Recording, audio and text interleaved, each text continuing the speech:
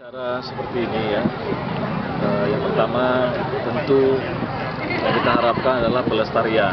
Jadi sebagaimana kita ketahui Aceh Barat dan seluruh Aceh sebenarnya kaya akan potensi nilai dan tradisi yang mana tradisi-tradisi tersebut rawan dengan kepunahan gitu ya, dengan pengaruh global dan sebagainya. Oleh karena itu melalui kegiatan-kegiatan seperti ini tentu akan ditampilkan kembali, orang akan berlatih kembali sehingga upaya-upaya pelestarian itu akan lebih terjamin.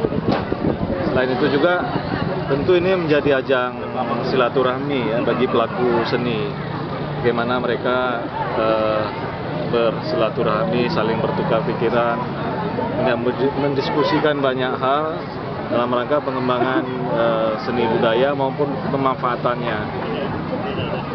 Demikian ya. Oke, yuk. Oke, terima kasih.